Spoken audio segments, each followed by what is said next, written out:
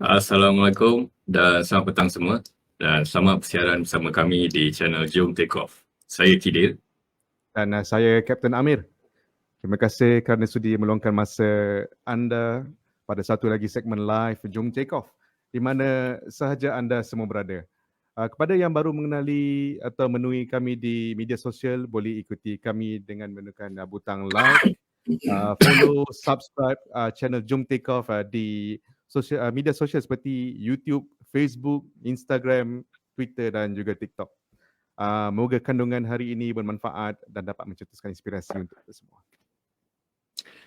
Ya, para penonton dan pendengar juga dijemput menyokong kami dengan menyumbang ke akaun Take Off Empire seperti yang dipaparkan di bawah skrin anda. Kami mengucapkan terima kasih atas sokongan anda semua. Pertama kali di Jom Take Off, kami bersiaran di waktu siang. Episod kita hari ini khas musim Syawal. Pilot bertanya Ustaz tentang Syawal dan Ustaz bertanya pilot tentang aviation. Pada petang ini bukan saja kami akan bertanya kepada Datuk Dr. Abdul Basit, malah beliau juga sangat dihalu-halukan untuk bertanyakan soalan tentang aviation kepada kami dan kami akan cuba jawab semampu kami insya-Allah. Para penonton juga dijemput untuk memberi komen dan bertanya sebarang soalan berkenaan agama ataupun aviation. Kepada yang dalam perjalanan untuk pulang ke kampung, bolehlah mendengar siaran kami ini seperti podcast. Malah kami juga sedang membincangkan untuk menceraikan audio untuk dilancarkan ke format tersebut. Seterusnya, saya menjemput kawan saya, Kapten Ami, untuk membaca biodata jemputan kita. Silakan. Ya, baik Kide. Tetamu kita ni tidak asing lagi di kalangan ulama agamawan kita ni. Beliau diberi Abdul Basit, Datuk Dr. Abdul Basit bin Abdul Rahman. Beliau merupakan anak kelahiran Kelantan Darul Naim. Beliau dikenali dengan gelaran Abu Anas Madani. Doktor juga mendapat pendidikan awal di Madrasah Muhammadiyah Pondok Sungai Durian, Kelantan. Kemudian beliau menyambung pengajian di Universiti Islam Madinah dalam bidang syariah. Masya-Allah. Doktor juga memperolehi ijazah sarjana muda, sarjana dan doktor falsafah daripada Universiti Islam Madinah. Beliau merupakan anak Malaysia ketiga yang berjaya memperolehi PhD daripada universiti terulung tersebut. Doktor juga merupakan seorang yang aktif dalam bidang dakwah melalui penulisan kuliah-kuliah dan pembentangan kertas kerja di seminar-seminar. Beliau juga sering muncul dalam rancangan agama di kaca televisyen. Sekarang beliau merupakan penyelidik di Pondok Sungai Durian dan pensyarah di Jabatan Syariah Kolej Islam Antarabangsa Sultan Ismail Petra Kelantan. Jadi tanpa kita melengahkan masa, kita mempersilakan Tuan Guru Datuk Dr. Abdul Basit Abdul Rahman. Silakan. Assalamualaikum Ustaz. Waalaikumsalam warahmatullahi wabarakatuh. Masya-Allah. Pertama sekali kami yang amat berbesar hati, dapat Ustaz dapat menghadirkan diri dalam live kami yang agak santai sebenarnya, tapi pasal kita nak berkongsi ilmu, ilmu ni tak kenal tak mengira orang kan. Kalau dapat ilmu insya-Allah. Ya, Ustaz sekarang bersiaran dari mana Ustaz? Saya di Pondok Sungai Durian, Pondok Sungai Durian. Betul-betul di Pondok Sungai Durian. Yang ada gambar kat belakang saya tu, itu kawasan pondok kita tu. Masya-Allah, cantik. Nama pondok tapi tak pondok sangat. Besar. Pondok itu satu istilah dah. Faham. Istilahnya. Jadi Ustaz, macam mana persiapan hari raya yang akan datang ni Ustaz? Jadi alhamdulillah wassalatu wassalam ala Rasulillah wa ba'du. Jadi alhamdulillah muslimin dan para dua moderator kita, Kapten Amir dengan Khidir dan juga para muslimin dan muslimat sekalian, assalamualaikum warahmatullahi wabarakatuh. Waalaikumsalam. Jadi alhamdulillah hari ini syukur kita sudah 29 Ramadan bagi kita lah. Bagi orang di Mekah sudah 30 dia.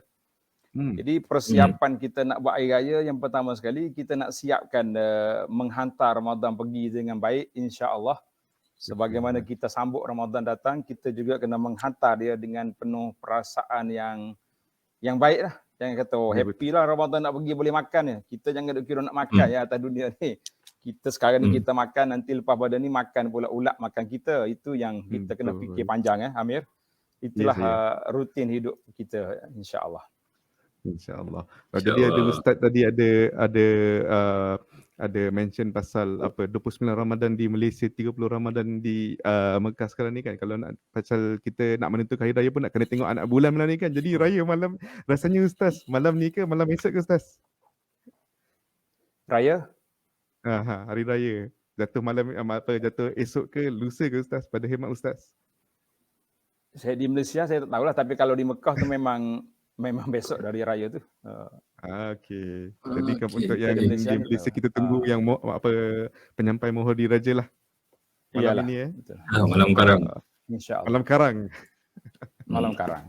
Malam ni. Betul. Malam ni. Okey. Alright. Jadi kami sebelum ni sebelum kami bertemu dengan Ustaz, kami pun telah menyelitkan sedikitlah beberapa soalan-soalan yang boleh Ustaz sedia jawapannya untuk Ustaz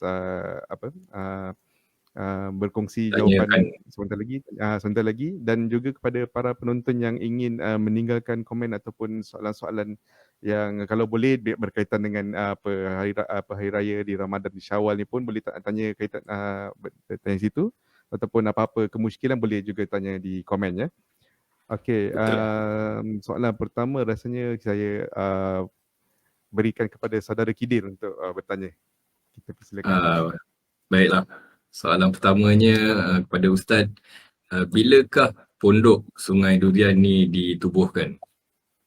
Oh, Masya Allah, tabarakallah. Alhamdulillah. Terima kasih saudara Kidir. Jadi pondok Sungai Durian ini ditubuhkan pada tahun 1958. 1958 sudah 64 tahun sekarang ni. Itu bapak saya punya awal, bukan barulah. Saya ni anak ni kira generasi yang kedua lah ataupun yang ketiga. Sebab sudah 60 tahun ini. Maknanya sejurus lepas merdeka lah, setahun lepas merdeka. Dan waktu baru buat ni, adakah dia masih lagi berciri-cirikan sekolah pondok ataupun dia dah macam hari ni kita tengok ada banyak bangunan, banyak department yang ada, macam mana dia punya progress dia daripada mula sampai sekarang? Oh, peringkat awal lah. Yes, peringkat awal macam pondok biasalah dengan rumah kecil, rumah kayu ni. Kemudian berubah sikit demi sikit sehinggalah berlaku banjir pada tahun 2014. Mungkin ada dengar cerita kan? 2014 kami di Kelantan ni dilanda banjir besar. Betul. Jadi banjir selepas besar. daripada itulah yang timbul bangunan yang belakang tu. Tadi ada gambar kat sini, sekarang ni masalah. Dia tulis problem masalah tadi. Masalah sikit. Dia pun hilang gambar gitu. Okeylah. Faham. Dan jadi selepas daripada itu banyak bangunan berubahlah daripada pondok kecil kepada bangunan asrama. Sekarang ni pun masih lagi kita bangunkan sesuai dengan zaman lah, insya-Allah. Tapi kena ingatlah, Kapten kena faham, pondok itu satu sistem sebenarnya, sistem pengajian. Okey. Ada orang duduk di situ, ada guru yang tetap di situ, wajib solat berjamaah di masjid 5 waktu, kemudian ada pengajian, itu nama dia sistem pengajian pondok. Dan mengaji kitab ke kitab, bukan ikut silibus beberapa muka surat saja, tak boleh. Tak jadi pondok itu. Jadi bangunan itu tak menjejaskan keaslian pondok. Jadi tak semestinya kalau pondok ni kena dalam rumah buruk, macam rumah di dalaman yang tak ada elektrik. Setengah orang itu persepsi. Mula-mula saya buat bangunan baru ni ada orang tua kata hilang dah pondok. Saya kata pondok tu rumah, sistem jangan hilang. Yang penting. Ya. Bukan apa, sebab bila kita dengar perkataan pondok tu, dia kalau ikutkan makna perkataan pondok tu yang kita ingat sekolah pondok. Jadi kita ingat orang tu belajar di pondok, tapi sebenarnya bukanlah, ialah sebuah sistem. Jadi kalau saya boleh tahu, pondok ni dari mana datang sistem ni? Jadi siapa yang buat istilah istilah pondok ni dia datang ke Malaysia? dia sebenarnya dulu kan bila tuan guru ni belajar agama di mana-mana lah, belajar di Mekah ke, belajar di dalam negeri ke, bila tamat belajar dia orang balik dia akan dapatkan tanah. Bila dia dapat tanah, dia buat rumah kat situ.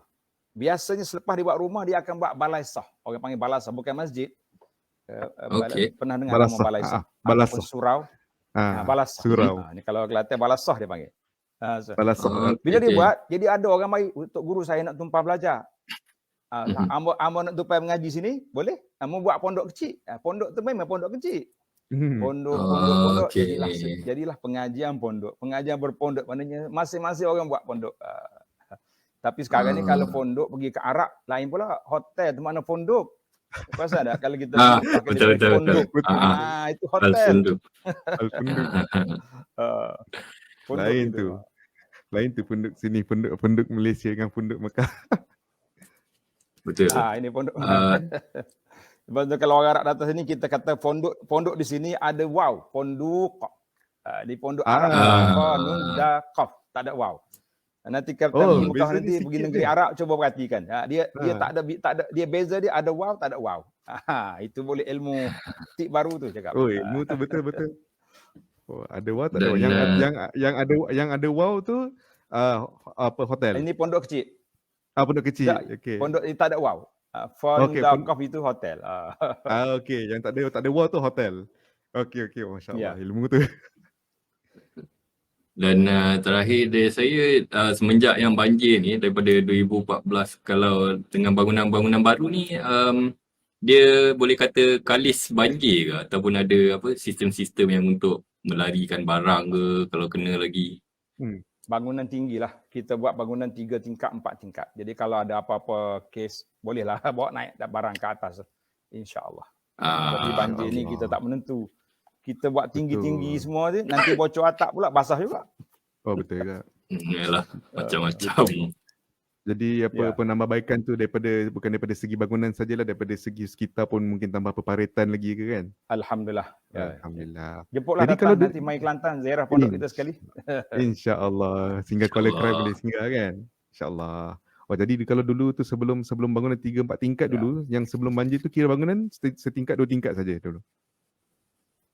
1 tingkat macam tu je lah kan? 2 tingkat. Itu pun masjid besar yang saya ada gambar tu, memang masjid itu selamatlah tingkat atas. Bawah habislah. Sampai siling kapur dia tu kena tukar lain. Allah. Itu orang kata sampai masa tu. Okey. Untuk pelajar nak masuk kepada pondok ni kan? Dia pelajar ni biasanya yang dekat Pondok Sungai Durian ni pelajar ramai daripada Kelantan sendiri ke ataupun memang ada daripada satu Malaysia semua? Daripada kebanyakan lah, majoritinya Kelantan. Majoritinya Kelantan. Yang sekarang berapa orang pelajar yang ada? Di luar Kelantan tu tak ramai lah. Ada juga. Tama-tama musim PKP ni kita tak nak ambil yang luar Kelantan, susah. Kejap-kejap dia orang tutup. Mak ayah nak datang ambil, jalan tutup. Macam-macam cabaran. Zaman COVID ni banyak perubahan yang terpaksa kita kena lakukan. Betul lah tu kan. Sebelum COVID boleh ada pelajar yang merantau jauh daripada Sabah Sarawak ada Ustaz? Ada juga. Ya. Ada, masya-Allah. Jadi Ustaz dekat Pondok Kapten Amir ni dari mana? Dari Sabah? Tak ada. Saya Petaling Jaya. Saya Petaling Jaya pasal kita dah selalu berjalan kan, kita boleh cuba mengagak-agak lah kot orang asal daripada mana ke apa-apa. Jadi Ustaz di pondok Ustaz ni kursus apa yang disediakan Ustaz? Alhamdulillah kita pengajian agama lah, semua kursus lah kita belajar dengan bahasa Arabnya, dengan fiqhnya, dengan macam pengajian pondok lain juga lah sama. Cuma kita sedikit ada kemodenan sikit sebab kita ambil peperiksaan. Ada SPM-nya, ada sijil menengah agama. Untuk memudahkan urusan, nanti dia orang habis belajar nak jadi imam, dia orang minta SPM juga. Takkan dah tua-tua, dah berumur baru pergi ambil SPM kan, nampak lain macam. Susah lah. Jadi kita bagi alat bagi peralatan biar cukup lah nak masuk medan dakwah tu insya-Allah. Dia streamline lah sekurang-kurangnya, streamline jugalah Ya, dengan apa didikan dekat dengan kurikulum pendidikan Malaysia ni lah, insyaAllah. ya itu. Okey, Betul-betul. apa ni, lupa tanya Ustaz. Kalau dekat pondok Ustaz ni kan kita tak tahu, kadang-kadang orang kata pondok sekolah pondok, tapi kita tak tahu dia punya had umur dia. Umur paling awal boleh masuk dengan umur yang paling Oh tinggi yang kita ada 2 umur, satu umur 13 tahun, 13 tahun satu mudanya. lagi 13 tahun untuk pelajar, satu lagi untuk warga emas lah 55 ke atas gitu lah. Oh, okey. Paling awal pun orang dah pencen beranak. Itu paling awal boleh masuk. InsyaAllah. 13 tahun lah. So, saya ingat ada boleh ada macam dari muda lagi macam peringkat sekolah rendah tu. Rendah tu tidak sukar itu. Sebab Sukar kita gitu ya. biar orang masak sendiri, belajar susah. Kira okey, betul hostel life lah kat situ ya. Ya. Okey. Sampai 55 tahun. Okey, ini baru bagi saya ni. Okey, masya-Allah. 55 tahun dah pencen boleh datang balik lah sini. Nak Sebab mengaji ni. dia rumah kecil. Kalau kita bagi orang 30-an datang, dia setiap tahun duk beranak je. Nanti di mana kita nak letakkan anak-anak dia tu? Dia activity tak ada. Lepas dia belajar waktu Lisa balik rumah, tak ada program. Dia nak pergi merayau kita tak benar. Akhirnya pondok ni setiap tahun ada akikah je kita. Yalah, kalau yang umur 55 tu dah bungkus lah. Dia pencen dah tu, boleh lah. Okey. Kira dia betul-betul menghormati sistem untuk berada di satu tempat, dia bermukim satu tempat tak adalah macam kita boleh habis belajar keluar macam sekolah biasa, tak ada. Dia memang betul-betul hostel lah kat situ kan. Ya, untuk belajarlah, menimba ilmu insya-Allah. Okey, insya-Allah. Okey, itu baik itu sedikit sebanyak latar belakang terhadap pondok Sungai Durian soal Kuala Krai. Jadi kita akan masuk pada soalan-soalan yang utamalah, tapi mungkin soalan-soalan yang kita tanyakan ni mungkin setengah orang dah pernah dengar, yang dah pernah ikuti mufti wilayah dulu ke penyeling. Ada setengah orang dia tak berpeluang untuk mendengar soalan-soalan begini. Jadi harap-harap sesi kali ini dapat dimanfaatkanlah pada semua yang mana tengah berada di tengah menempuh jam tu, boleh layari Jom Take Off ni, kita dengar apa kita tanya dan nak cuba dan jawapan Ustaz. Jadi okey, Khidir, kita silakan dengan senarai soalan. Senarai soalan yang diberikan. Soalan pertama untuk Ustaz.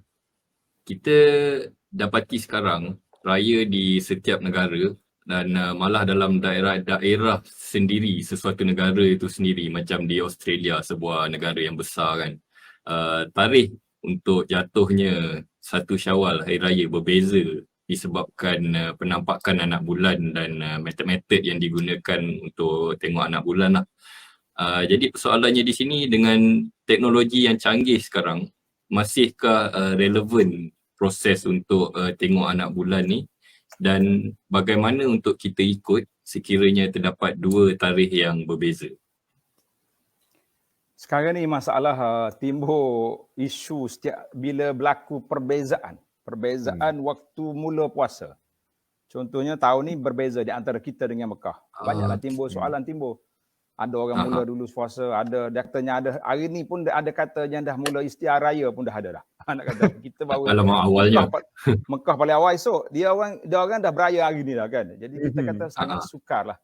Jadi inilah di antara ahli-ahli agamawan nak satukan isu satu raya pada hari yang sama dan juga mula puasa memang agak sukar. Sebab dia bertembung di antara nas yang Nabi sebut, sallallahu alaihi wasallam sebut, sumu liru'yatihi wa aftiru liru'yatihi. Mula puasa bila tengok anak bulan. Kamu raya pun bila tengok anak bulan. Jadi sekarang ni dengan ada ala-ala, adakah kita nak abaikan? Kita kata tak boleh nak abaikan. Jadi dua-dua tu mesti dipakai. Cuma bagaimana cara nak menyatukan itu, boleh katakan banyak dah ulama-ulama dah bercakap tentang masalah ni. Kita kata benda tak selesai, tak salah sampai bila-bila pun.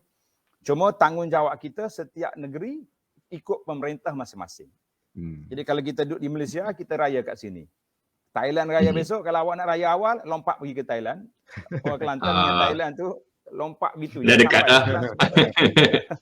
Tapi jangan lompat malam ni, pergi awal-awal lagi lah. Okey. Kalau kita dah keduk kat sini, kena raya ikut negara kita. Pemegang pohon besar raja-raja kita bila, itulah tarikh raya kita. Sebab ada satu lagi hadis Nabi, hari raya itu hari orang ramai berhari raya di tempat kita. Jangan kita raya senyap-senyap seorang-seorang. Banyak juga ni kelompok-kelompok tertentu. Dia tak nak pakai, dia pakai buah dia je. Kita kata suka tu. Jadi ana ingat waktu bapak saya belajar di Mekah dulu.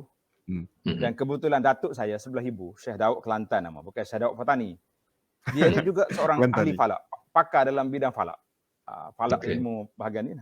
Dia kata zaman tu, zaman Mekah ni tak ada lagi elektrik yang apa ni, spotlight besar-besar, tak ada. Kami bila belajar falak nak tengok bintang, nak belajar ilmu ni, kita naik malamnya, naik atas bukit Abi Kubis tu, Jabal Khandamah tu.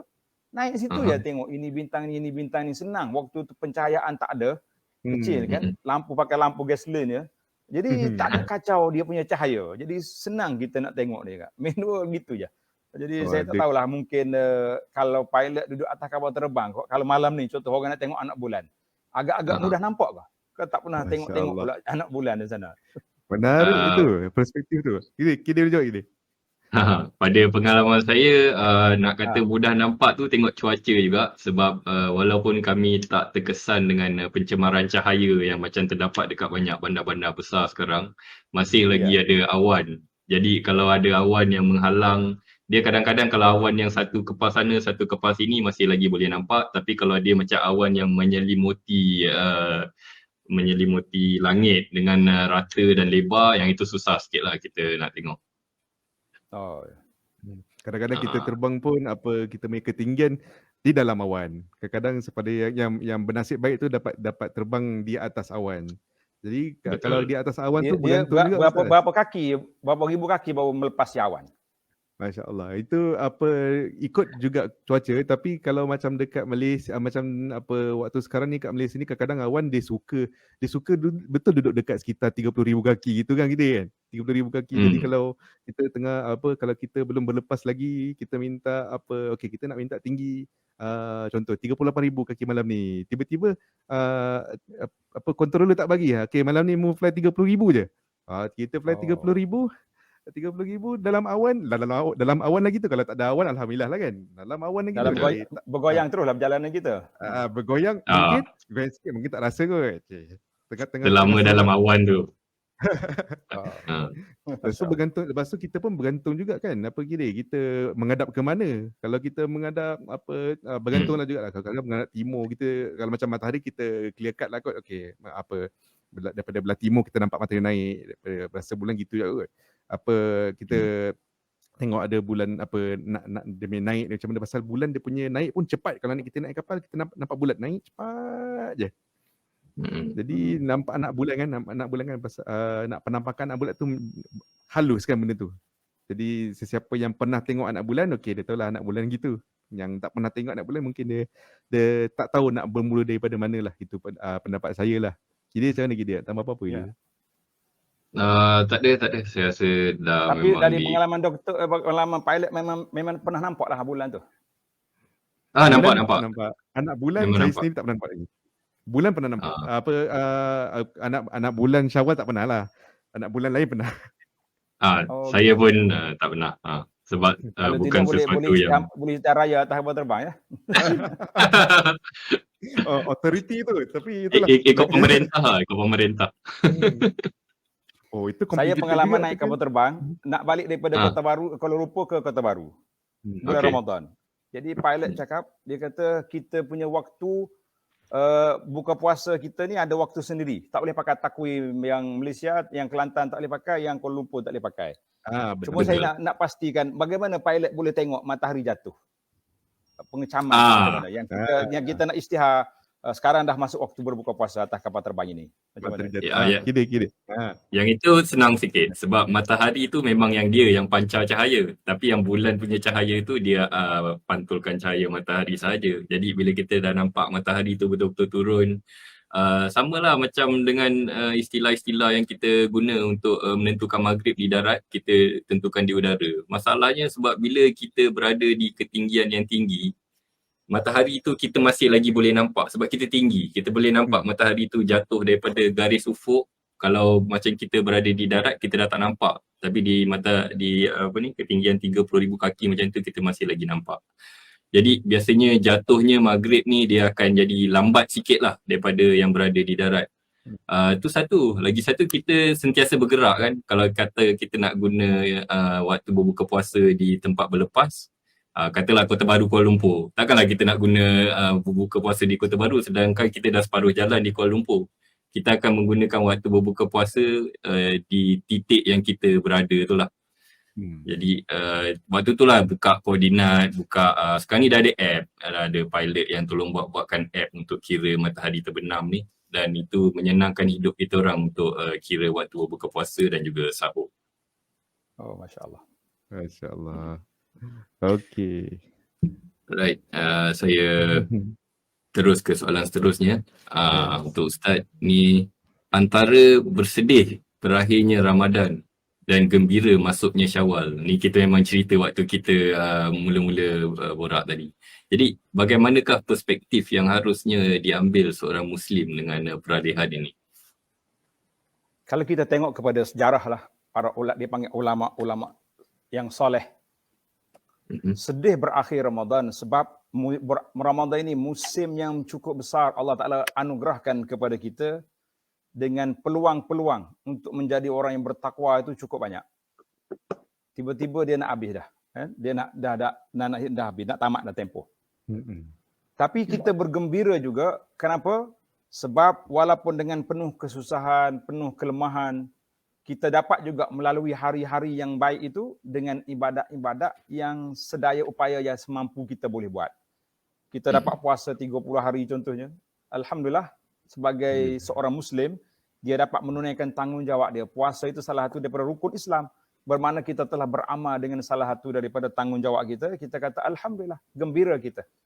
Sebab itulah Allah Ta'ala sebut, walitukmilul iddata walitukabbirullah. Sempurnakan bilangan Ramadan, kemudian kamu bertakbir. Takbir itu tanda kita bergembira.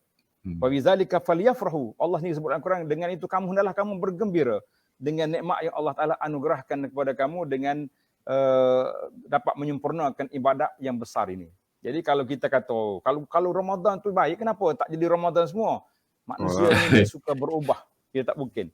Kerana itu, kita duduk di atas dunia ni, kita makan nasi 3 kali satu hari. Tapi tak sama menu makan pagi dengan tengah hari dengan malam kan.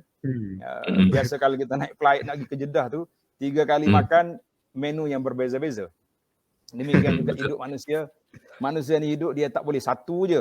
Jadi biar ada orang panggil sifat kesedihan dan kerinduan. Sedih berpisah dengan Ramadan, tapi kita rindu, kita nak bertemu lagi dengan Ramadan. Itulah sepatutnya tanggungjawab kita. Kira memang memang boleh kita expect lah, pasal kita ni gembira nak beraya tu ada, sedih meninggalkan Ramadan tu ada. Dia bercampur bau tu pasal kita ni, sifat kita sebagai manusia yang kita dapat rasa memang rasa kita gitu pasal kita ni manusia, kita boleh rasa kepelbagaian kita nak sambut nak transisi daripada Ramadan ke Syawal ni kan Ustaz? Ya. Okey. Jadi sebab itulah kata ahli motivasi, kita nak jadikan Syawal tu Ramadan tak mungkin. Tetapi kehangatan ibadat Ramadan tu boleh dibawa ke Syawal. Itu yang patutnya. Itu menarik tu. Okey. Ala-ala tadi Ustaz dah cakap tadi kan pasal yang yang kita gembira kan, gembira nak menyambut Syawal ni. So biasa takbir raya. Takbir raya tu adalah sinonim lah daripada kita orang Malaysia ni kan. Jadi Ustaz, saya nak tanya Ustaz, adakah sunnah takbir raya daripada rumah ke rumah malam raya tu, yang rumah ke rumah tu? Kita sepatutnya kita pergi ziarah orang hari raya. Jadi kenapa malam tu kita dah pergi? Malam tu kan kita sibuk dengan tuan rumah pun sibuk nak buat persiapan. Kita pergi duk kacau dia orang tu, kenapa? Jadi sepatutnya cuma ada di kalangan ulama salafus salih ni, dia orang memang dia macam Ibnu Umar contohnya, pada malam-malam pada hari hari haji tu, waktu takbir. Okey. Dia orang jalan di pasar di sana nak suruh orang bertakbir. Dia kata, sebab itulah kata di Imam Syafi'i rahimahullahu taala, Imam Syafi'i ini imam yang besar, dia kata kalau mu tengok anak bulan, maknanya dah confirm masuk Ramadan, masuk Syawal, maka hendaklah kamu bertakbir. Di masjid boleh, di pasar boleh, di jalan boleh, di rumah boleh. Tapi tak payahlah pergi rumah orang. Kita buat masing-masing lah. Kita di rumah kita dengan family kita. Ini tidak semua datang. Jadi tuan rumah pun kelang kabut. Mari dah ni. Sedangkan kita buat jamuan untuk besok. Jadi Masak itu tak jadi habis lagi. budaya. Masak tak habis lagi. Nak simpan rumah, tak nak kemas rumah, belum siap lagi. Kita mengatakan wallahu a'lam lah. Itu satu budaya lah. Jadi kalau kita kacau budaya orang, nanti kena marah pula. Jadi kita kata ikutlah yang terbaik. Jadi takbir itu perlu kita buat di rumah kita, dan sambil-sambil mengemah rumah boleh je kita bertakbir. Yang jadi masalah sekarang ni kita swastakan takbir. Yang takbirnya TV, radio, TV pun bukan bertakbir, rakaman takbir. Kenapa? Bukan takbir pun. Yang adanya rakaman takbir. Tak jadi. Sebab tu dia beza di antara kita azan. Kita nak, kalau orang azannya live, kita kena jawab. Tapi kalau azan rakaman, tak perlu jawab. Itu tak boleh. Okay. Tak Saya baru tahu ni. Sama saya. Tak perlu. Jadi kita kata, contohnya kita dalam ni dengar rakaman azan. Dalam handphone kita kan, kita tak boleh jawab. Tapi kalau kita lalu kat surau nak solat orang azan, kita kena jawab. Jadi ini dia panggil patutnya tulis rakaman takbir raya. Bukan takbir raya, dah 20 Ramadan dah rakam siap-siap dah, belum cuti lagi. Kalau betul-betul nak takbir, di pejabat ke tunggu malam raya duduk kat situ, kita takbir ramai-ramai. Sekali dengan orang pembesar pejabat dah. Tapi tak apalah, dah jadi budaya dia, biarkanlah. Menarik ke tu? Daripada benda yang lara, baik kita takbir. Betul. Betul. Ada macam menarik juga. Okey, Ustaz bagi tahu yang tak perlu jawab azan yang rakaman punya azan kan. Jadi kan kita sekarang ni kalau macam duduk dekat, kalau ada rumah yang daripada rumah tu kita dengar azan TV, dua azan masjid masih dekat-dekat, dua azan masjid apa semua. Okey, kita utamakan yang azan menjawab yang azan dari masjid tu lah. TV tu kita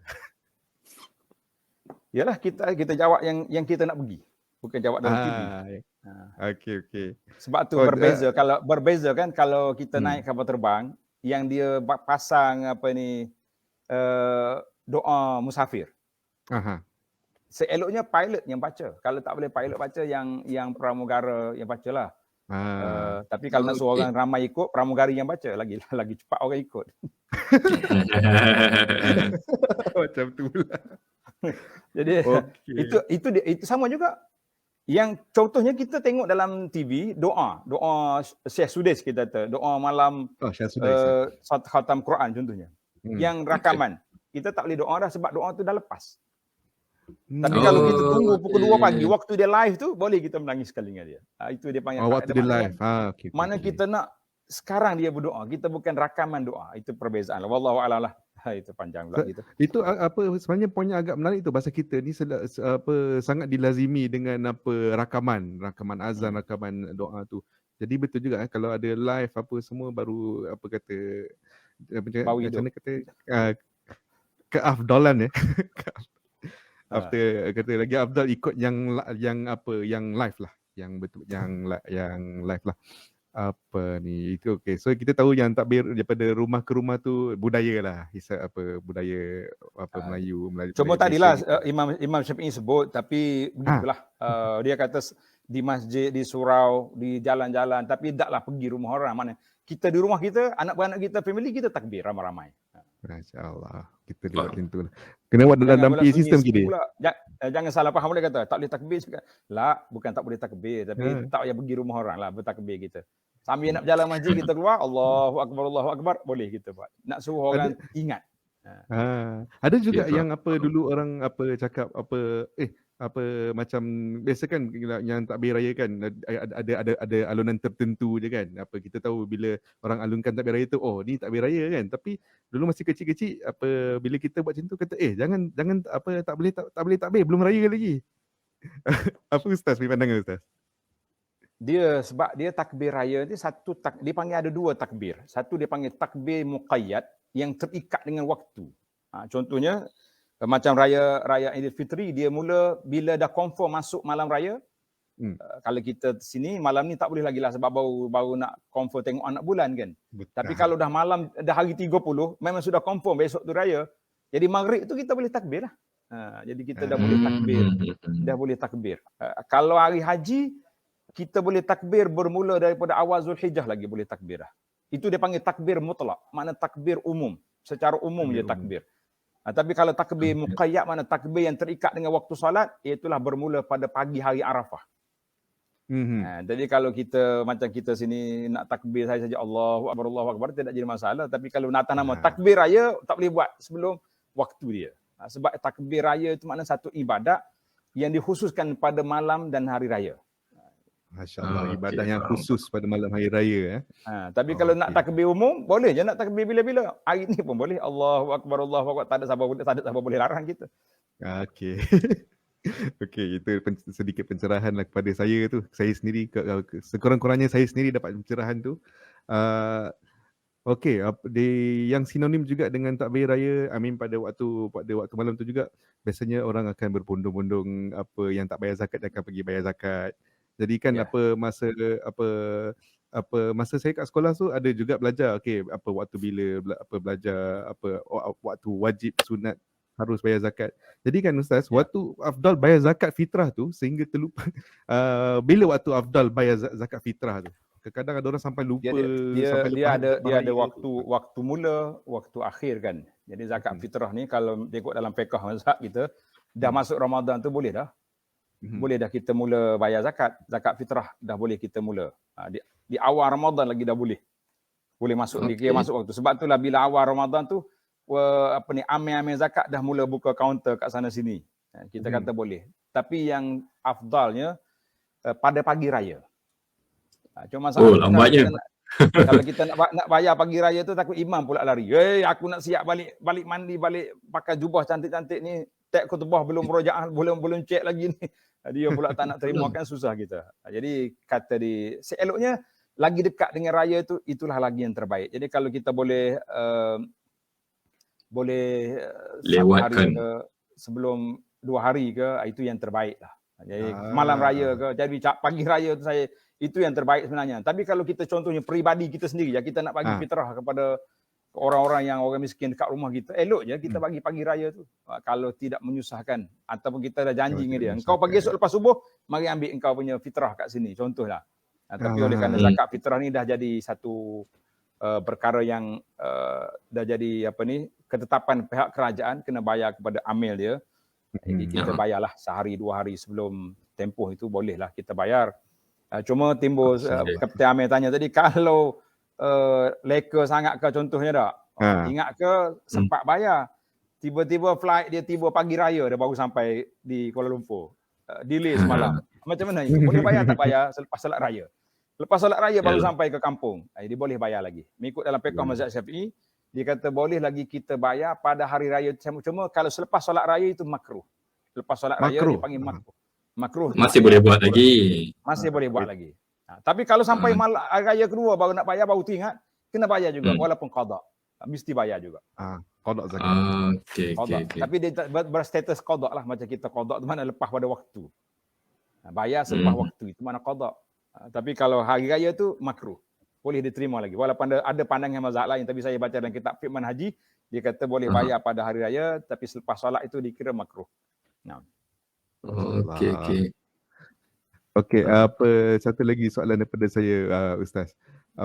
Macam malam raya, ada ucapan yang sunnah pada malam raya atau pagi raya, doa-doa dengan adat kita ni salah ke kita mengundang ucapan ni lah.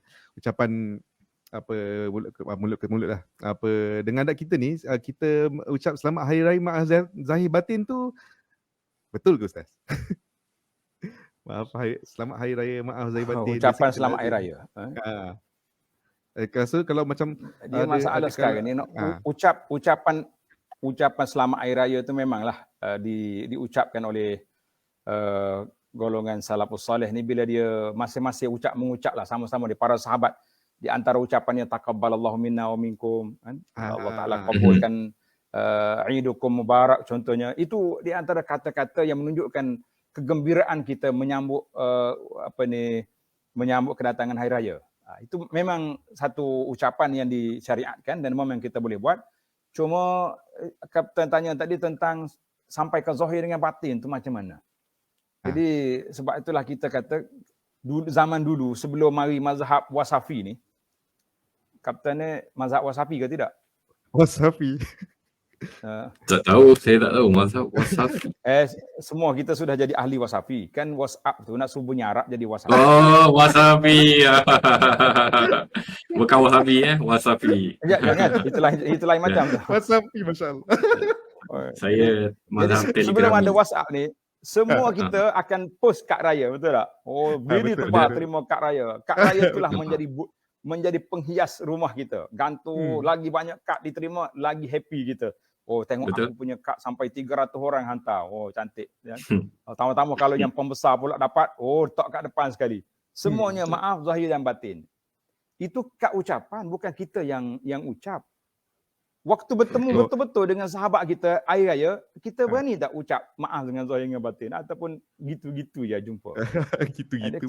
Kalaulah kita nak bermaaf-maafan sekadar dengan kad ucapan, saya rasa senang kita.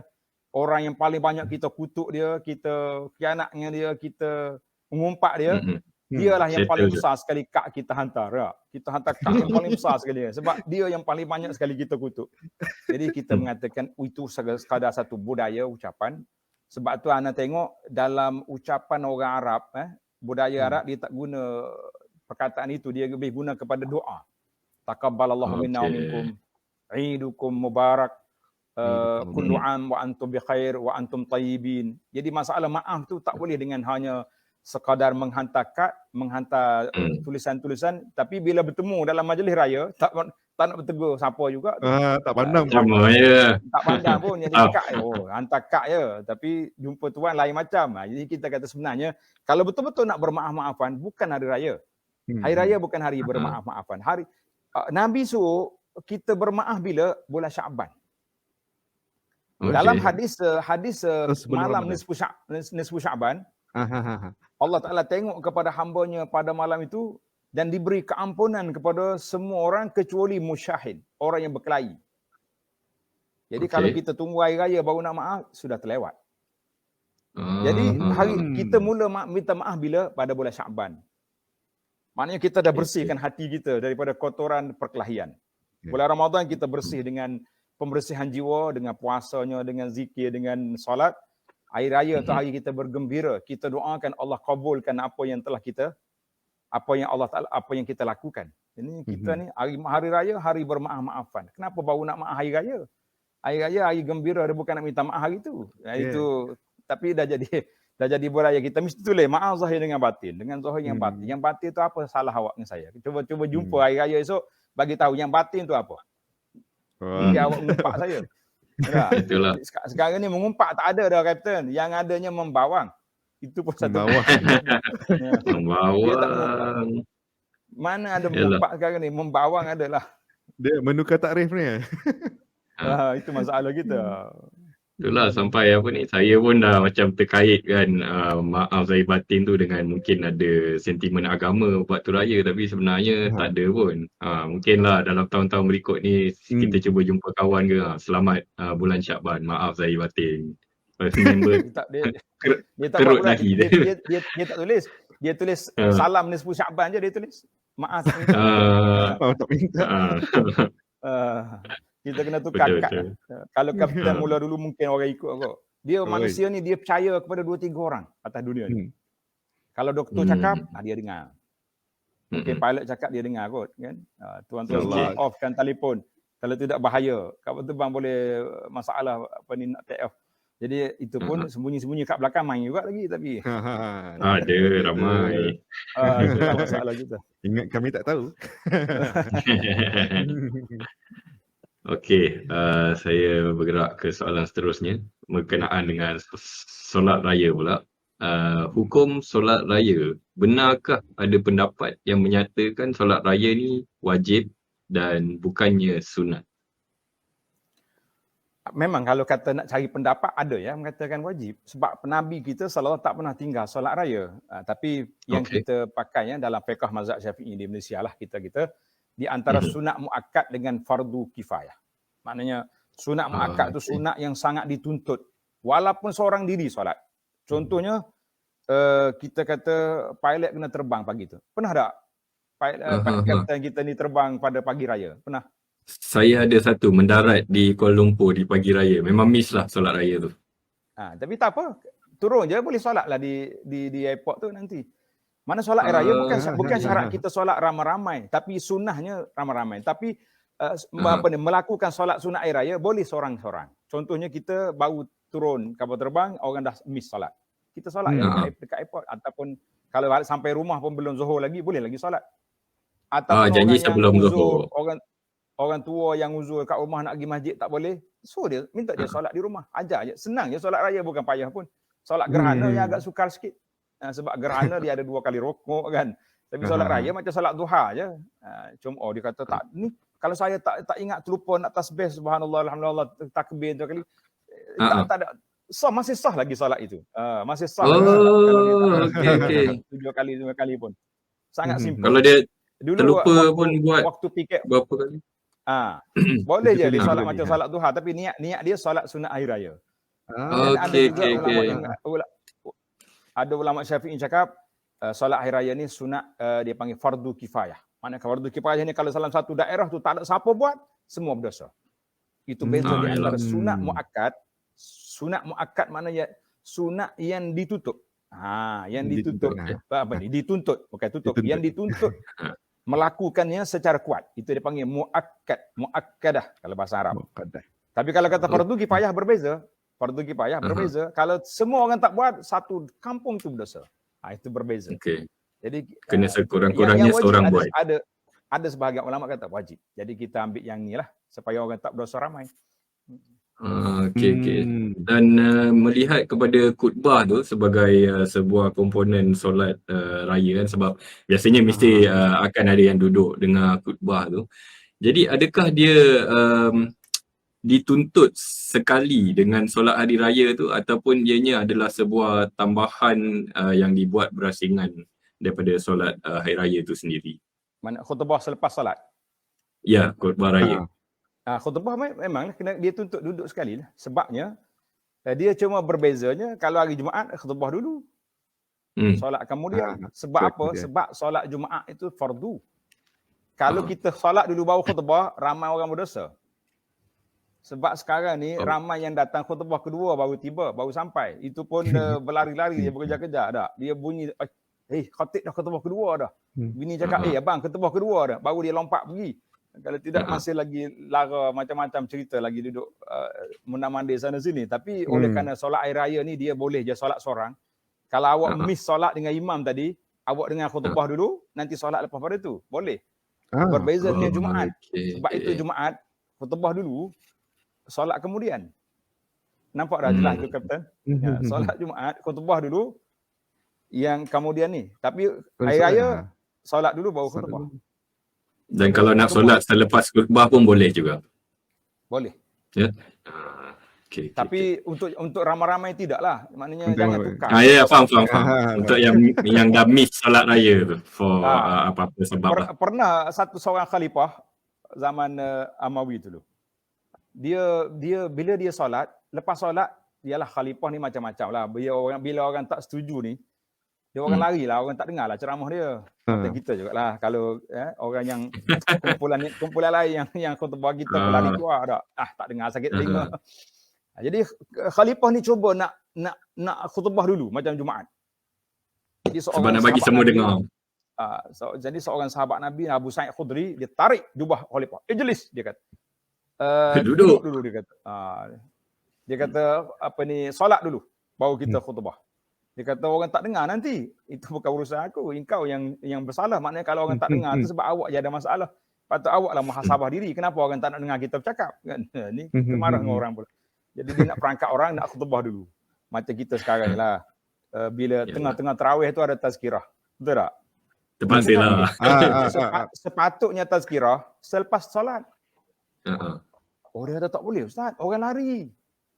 Saya cakap orang lari bukan salah kita, salah awak orang tak nak dengar. Itu je. Bagi anak lah kalau ini pandangan peribadi lah, Kapten jangan marah. Bagi saya suka habiskan tarawih baru kita tazkirah. Sebab dalam kalangan kita ada orang tua yang uzur, ada orang yang nak pergi tandas, ada orang yang masyaqqah. Tapi dia nak habiskan tarawih dia sebab Nabi SAW bersabda, siapa dia solat tarawih bersama imam sampai tamat, dia boleh pahala bonus qiyamul lail walaupun dia balik tidur di rumah dia. Jika dia lari separuh, dia tak dapat bonus.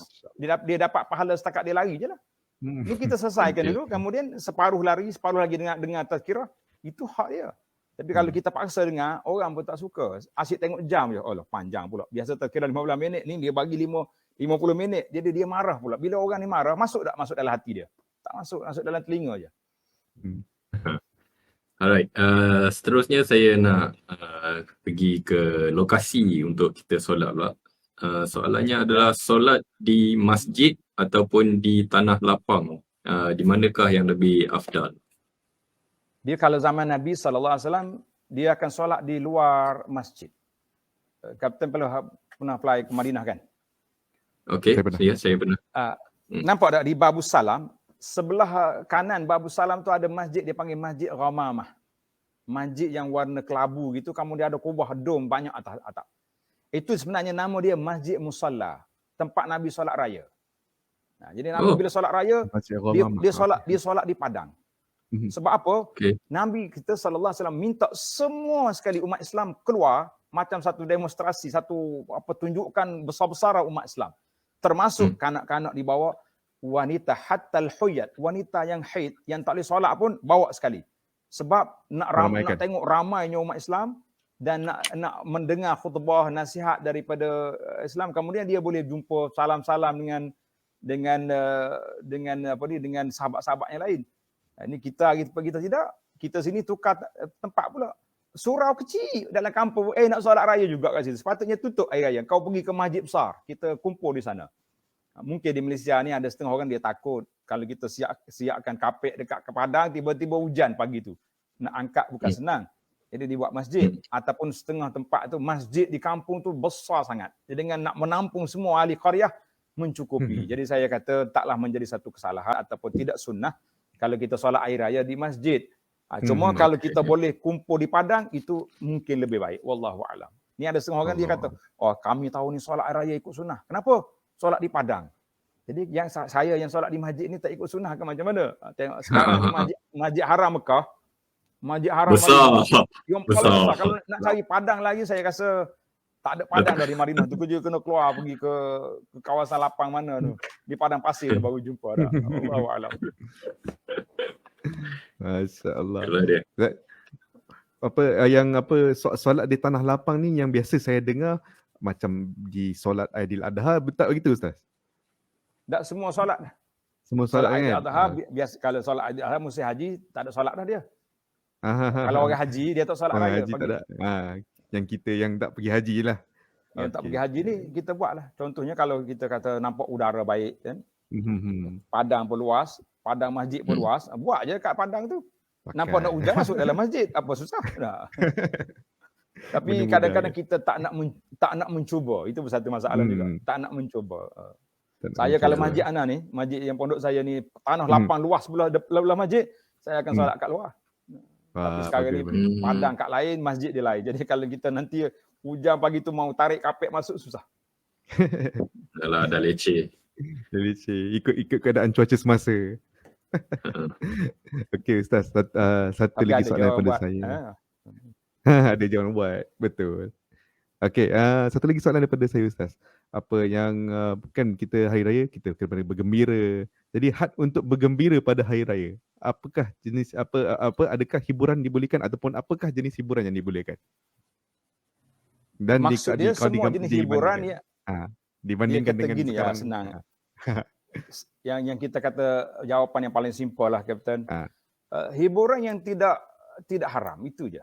Macam ada orang Habasyah main pedang dekat masjid tu. Kan? Kita boleh buat pertunjukan apa-apa je. Kita nak buat tunjukkan pada musim hari raya. Tapi kalau hiburan yang agak melampau, bercampur gaul yang tidak ada batasan keagamaan, ataupun lagu-lagu yang tak ada faedah mana, kita kata itu tidak masuk dalam sunnah hari raya. Hari raya dibenarkan. Pernah budak perempuan duk menyanyi kat rumah Nabi tu, kan tiba-tiba datang Sayyidina Abu Bakar tengok, menyanyi kat rumah Rasulullah sallallahu alaihi wasallam. Abu Bakar marah. Nabi kata biarkan. Agama kita ni ada kelonggaran pada hari raya begini. Cuma biar ada SOP lah. Semua benda ada SOP kan. SOP syariah pun ada SOP. Jadi SOP kitanya jadilah bergembira tapi masih dalam skop dibenarkan oleh syarak. Ya, itu je lah yang kita kata. Yang paling mudah lah jawapan. Kalau kita nak senarai satu-satu, banyak pula yang terhantuk, banyak pula tersangkut kaki. Banyaknya pula kalau ni ya. Nah, itulah. Okey, itu mudah. Jawapan tu betul. Jawapan tu begitu mudah. Boleh berhibur tapi dalam skop lah. Ada orang yang tahu tapi ada juga, saya rasa ada juga ramai juga yang tidak tahu soalan ni. Antara puasa 6 dan menerima jemputan makan, boleh ke pergi tapi tak makan, Ustaz? Dan apakah keutamaannya? Itulah kita. Dia sebenarnya majlis hari raya untuk kita lah umat Islam ni, hari raya tu hari pertama tu nama hari raya. Cuma kita pergi tarik sampai sebulan beraya. Sebulan tu beraya. Hari rayanya hari pertama itu je. Sebab hari yang kedua tak boleh dah kita raya. Orang tak solat hari raya hari yang kedua. Dan zakat fitrah pun tak boleh bayar hari kedua, kecuali qada saja kan. Tapi jadi saya syorkan kalau kita nak buat majlis jamuan sempena hari raya, elok kita mula petang. Majlis kita bermula tengah hari, berakhir malam. Jadi kawan-kawan kita yang puasa 6, dia datanglah petang. Yang datang petang dekat nak maghrib tu kita keluarkan buah kurma yang sedap-sedap tu. Kurma sukari lah yang beli kat Madinah tu dah COD awal-awal lagi kan. Jadi tuan-tuan yang berpuasa tunggu, kita dah sediakan makanan untuk berbuka puasa. Banyak pahala buka puasa lagi. Pahala memberi makan puasa. Betul. Itulah. Cuma Nabi SAW bagi tahu dalam satu garis panduan. Kata Nabi, iza du'iya ahadukum falyujib. Bila orang panggil kita kena jawab, kita kena pergi. Fa in kana sha'iman falyusalli. Kalau dia puasa, dia pergi rumah orang tu, dia doakan. Jumpa dengan kawan kita, taqabbalallahu minna wa minkum. Selamat hari raya, semoga Allah Ta'ala kabulkan amalan kita. Saudara, maaf saya puasa. Puasa 6. Mana boleh. Tak puas hati aku engkau tak makan. Tapi tak puas dah ada dalam kereta. Bagi tahu awal-awal. Kau dah buat bekas ya? Mari. Berapa orang puasa kat rumah? Semua ada family, 5 orang. Masuklah 5 orang kan bagus. Jadi kita dapat hadir majlis, dapat jumpa kawan-kawan, dapat bekalan berbuka puasa. Tak ada alasan untuk kita tak makan. Kita tak puasa. Win-win situation. Itu yang betul. Sebabnya biasanya kita bimbangnya bila kita tanya puasa 6 tinggal berapa hari lagi? 6 hari lagi. Bila hari 24 Syawal, kelang kabut barulah mula nak puasa. Sebab dah kalau tak puasa lagi memang miss lah puasa tahun tu. Dah asyik 6 hari. Habis bila 6/6 bila nak habis. Jadi kita cuba ambil cara jawapan yang jelas. Nabi kata, kalau kamu tak puasa kamu makan, kalau kamu puasa kamu falyusalli, kamu doakan tuan rumah yang panggil kita makan. Dan jangan lupa kita bisik dengan tuan rumah, saya puasa tapi bekas untuk buka puasa tu dah sedia dah dalam kereta, tak payah bagi plastik apalah, saya tak puas saya dah bawa. Jadi tuan rumah pun faham juga. Dan saya harap tuan rumah tanya juga, berapa orang puasa kat rumah. Jadi sekurang-kurangnya dia boleh bekalkan semua yang puasa tu, tak payah dia masak. Wallahu a'lam. Ni saya rasa taktik yang agak bagus juga lah yang boleh difikirkan untuk buka puasa untuk orang yang puasa 6. Sebab saya pun tak terfikir juga benda ni, sebab saya pun jarang bila puasa 6 pergi ke open house. Biasa orang buat hujung minggu, saya cuba limitkan ke hari biasa saja. Tapi kalau dengan taktik ni mungkin boleh lah hujung minggu datang. Sembang pasal puasa 6 ni, soalan saya seterusnya, puasa 6 yang digabungkan dengan puasa ganti, adakah boleh ataupun tidak? Dan ni soalan ni saya sendiri nak tahu sebab saya pun tak cukup puasa 30 hari tahun ni pasal bekerja. Dia ada dalam pandangan ulama fiqh mengatakan kalau kita puasa 6 dan kita niat ganti, jadi dia boleh gabungkan. Jadi kita kata penggabungan itu agak sukar lah. Sebab apa sukar? Sebabnya Nabi sebut tujuan puasa 6 tu nak lengkapkan puasa kita setahun.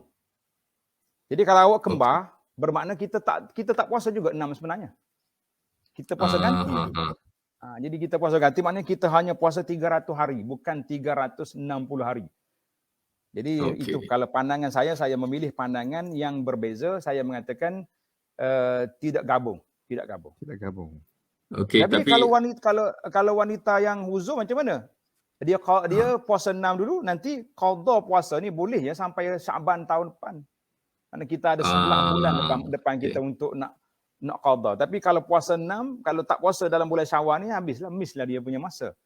Jadi kita tak boleh ambil dah Syawal ke Zulkaidah pula. Jadi kita cuba, dia kata kalau macam tu kita berbeza ni Kapten di antara solat sunat tahiyatul masjid dengan solat sunat qabliyah. Tak sama.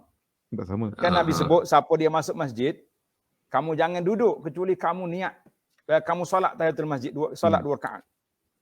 Kalau saya masuk orang dah azan, saya nak solat apa? Yalah. Betul. Solat qabliyah zuhur. Jadi terhasillah kita punya jangan duduk kecuali kamu solat. Maknanya tujuannya jangan duduk kecuali kita solat dulu. Berbeza dengan puasa 6. Puasa 6 Nabi sebut nak suruh puasa setahun. Kalau kamu gabung, mana nak cukup? Dengan 60 hari lagi tak cukup. Jadi jangan gabungkan puasa. Tapi dia kata kalau kita tak qada sekarang, nanti saya tak tahu bila nak qada. Itu kena rancang lah betul-betul. Hari-hari cuti kat bila-bila, kita qada lah. Kan? Saya macam faham juga tu sikit sebab kita kan biasa kan mendahulukan yang wajib sebelum yang sunat, tapi ini adalah kes istimewa di mana yang sunat tu hanya boleh dilengkapkan di dalam waktu tu saja, lepas tu dah tak boleh buat. Dia panggil waktu terhad. Alright. Jadi saya kalau pilot tu tahulah payah juga kot. Banyak juga hari cuti dia kan. Tapi dia kata hari cuti tu hari duduk kat rumah, itu jadi masalah pula nak puasa macam mana. Itulah dia. Pandai-pandai mengatur jadual lah. Hidup kita ni mengatur jadual je. Kan? Pasal itulah saya buat satu statement, saya kata manajemen ibadat. Manajemen ibadat ni kalau kita tak susun dia punya waktu, semua benda terlepas. Nak baca Quran, saya akan baca tapi bila ada waktu. Bila nak ada waktu? Tapi kalau kita beri waktu untuk Quran, memang kita boleh baca. Itu perbezaannya. Yalah, dia punya permulaan dia kena ada niat dalam hati tu nak menguruskan orang kata work life balance. Itu yang betul. Ya betul. Saya sendiri terpaksa cuti. Biasanya kita cuti-cuti puasa ni bila terbang ke barat, di mana hari itu adalah menjadi panjang. Katalah kalau macam hari puasa, kita terbang daripada Kuala Lumpur ke London kan. Kita terbang pada waktu berlepas 10 pagi. Tapi kita mendarat di London tu walaupun pukul 4 petang, masih lagi dekat 4 petang tu kita dah berpuasa selama lebih kurang 16 jam macam tu lah. Dan kalau kita mendarat di musim panas, kita akan berpuasa lagi seterusnya. Waktu berbuka di London di musim panas lebih kurang pukul 9, pukul 10 macam tu. Dan kita akan berpuasa sejumlah 20 jam. Dan pada itu saya rasa amat... Kalau dari Jeddah ke Kuala Lumpur, baik puasa je. Betul. Yang itu sangat baik puasa. Kita lawan matahari. Dia cepat. Mungkin 8 jam berpuasa kot. Betul. Jadi bila saya buat penerbangan yang macam tu, bila ke barat, saya gunakan rukhsah untuk tidak berpuasa. Dan bila balik tu, saya berpuasa lah sebab telah amat senang untuk berpuasa.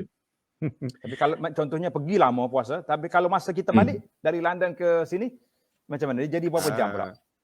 Dia jam penerbangan tu bergantung kepada angin. Maknanya kalau kita punya angin tu meniup maksudnya waktu puasa, waktu kita puasa. Waktu puasa. Sebab kita melawan matahari. Macam kalau kita pergi London, kita saing matahari. Maknanya kita dengan matahari tu lambat aja nak turun. Tapi kalau bila kita lawan, maknanya lagi pantas lah. Mungkin boleh kata nak dekat 2 kali ganda lagi pantas lah daripada kita berpuasa di darat. Mana untung kita puasa lah. Cepat. Untung kita puasa. Setiap kali kita terbang ke timur, memang untung lagi bila kita berpuasa. Itu yang saya punya pemerhatian. Baik. Soalan seterusnya daripada kami. Yang ini saya tak berapa pasti tapi ada orang tanya juga. Kalau kita teruskan tarawih lepas Ramadan, boleh ke? Dan adakah beza antara tarawih lepas dan sebelum Ramadan? Soalan dari kawan saya. Dia panggil dia gini, dia kalau kita nak solat qiyamul lail selepas Ramadan boleh. Qiyamul lail itu sepanjang tahun. Tapi atas Qiyamul nama lail. tarawih, solat berjamaah secara ramai-ramai seperti sekarang tak adalah selepas Ramadan. Itu hak istimewa Ramadan. Hak istimewa Ramadan itu kita boleh solat ramai-ramai dan dinamakan oleh pihak ulama sebagai solat tarawih. Tapi solat tarawih itu Nabi tak namakan. Cuma dinamakan oleh para ulama sebab biasanya dia orang yang selepas 4 rakaat dia rehat sekejap. Kenapa dia rehat? Sebab panjang. Dia dua, kemudian berhenti sekejap. Sebab dia terlalu lama. Mungkin dia satu juzuk, satu salam tu. Kita ni wal asri pun nak rehat juga 2 rakaat. Jadi masalah. Tapi dah nama dia dah solat tarawih. Tak apalah, dah jadi nama lah. Tak boleh dah. Jadi itu hak istimewa eksklusif untuk hanya di bulan Ramadan. Nama tarawih.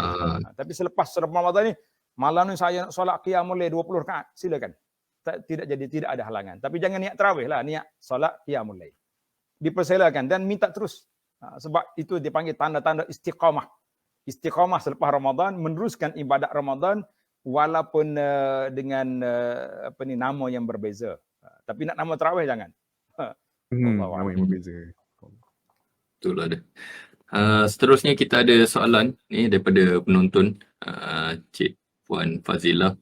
Assalamualaikum. Waalaikumsalam. Saya ada pertanyaan tentang puasa saya menyambut raya dulu sehari di Mekah. Adakah saya perlu mengganti sehari puasa saya? Maknanya ini daripada tarikh dia mula puasa lain, dia berhenti berpuasa hari raya tu diisytiharkan awal sikit lah daripada tempat yang dia duduk sebab dia terbang daripada satu negara ke negara yang lain. Jadi adakah perlu dia ganti puasa? Itu soalan ini soalan realiti untuk tahu ni. Sebab orang dia mula puasa di Malaysia lewat 1 hari. Jadi bila raya di Mekah jadi 29 hari.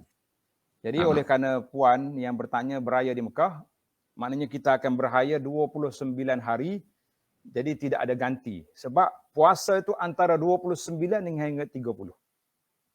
Tapi kalau kita pergi satu negeri lain, dia raya 28 hari, kita kena tambah 1 hari lagi ganti. Sebab tak ada 28 hari dalam bulan Qamari. Bulan Islam ni tak ada 28 hari. 28 hari bulan Februari. Itu pun berapa tahun. Itu je ada. Yang lain tak ada. Jadi kita kena ganti. Yang 29 hari tak payah ganti. Yang problemnya yang puasa mula di Mekah, balik raya di Malaysia. Dia akan jadi 31 hari.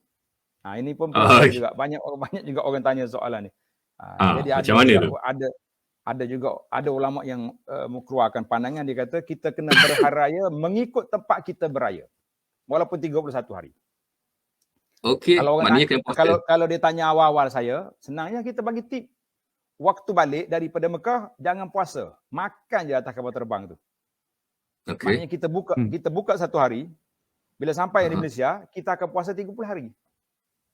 Genap lah 30 Genap 30 tak lebih. Tapi oleh kerana dia dah pulang ke Malaysia, atas kapal terbang pula tak nak makan.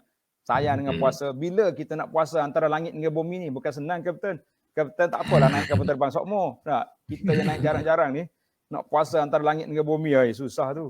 Jadi dia pun nak puasa juga. Tapi dia akan puasa 31 hari. Jadi ada pejabat mufti telah keluar bahawa puasa 31 hari mengikut tempat kita masing-masing. Jadi ada juga pandangan lain yang lebih tersembunyi. Dia kata mana ada puasa 31 hari, 30 je. Jadi awak kena makan senyap-senyap hari tu, jangan pergi solat raya lagi. Solat raya ni. Wallahualam. Jadi ada khilaf kat situ lah. Nampaknya dengan peralihan teknologi, dengan zaman di mana kita boleh pergi daripada satu tempat ke tempat lain tak sampai 24 jam, memang dah menimbulkan banyak persoalan-persoalan baru lah untuk kita teroka. Dan yang 28 hari tu kalau saya boleh fikir lah, maknanya negara asal dia puasa lambat sehari, maknanya dia tak nampak anak bulan, dan negara perpindahan dia di hujung tu diawalkan raya sehari. Kalau saya rasa kalau macam tu maknanya tolak satu hari awal puasa dan tolak lagi satu hari mula raya tu dah kira 28 lah. Yang itu kena ganti lah. Mungkin Kapten tengok dalam Facebook orang duk share yang duk negara mana tak dah raya dah hari ni. Kalau dia pergi negara tu memang 28 hari lah, tak cukup. Dah raya Uish, nanti saya kena cari. Lagi ni. Saya pun tak perasan tadi, tak fokus tengok raya dah buat ni. Masya-Allah. Dia tak kira ada hari Ahad. Ni kat Samoa kat Fiji ke ni? Nah, itulah bla-bla. Sepertinya mana kalau kita pergi sana hari ni, kita kena raya sekali dengan dia. Nah, tapi kena ganti. Kena ganti puasa. satu hari ya. Okey, faham. Baiklah. Terima kasih Ustaz dan seterusnya saya serahkan kepada Kapten Amir untuk menutup. Baik Kidin, baik para penonton sekalian. Ustaz, terima kasih banyak-banyak, kami ucapkan terima kasih banyak-banyak kepada Ustaz atas segala perkongsian yang diberikan. Moga manfaatnya dapat dikongsikan kepada para penonton dan pendengar sekalian. Sudah 1 jam lebih, 1 jam 10 minit kita bersiaran. Jadi kami mengucapkan terima kasih kerana masih bersama kami di Jom Take Off. Terima kasih juga kepada Datuk Dr. Abdul Basit kerana sudi meluangkan masa. Sekali lagi kami mengucapkan kami bersama berbesar hati Ustaz dapat menghadirkan diri di Jom Take Off ini. Juga Ustaz sebagai pengenali generasi kedua Pondok Sungai Durian Kuala Krai.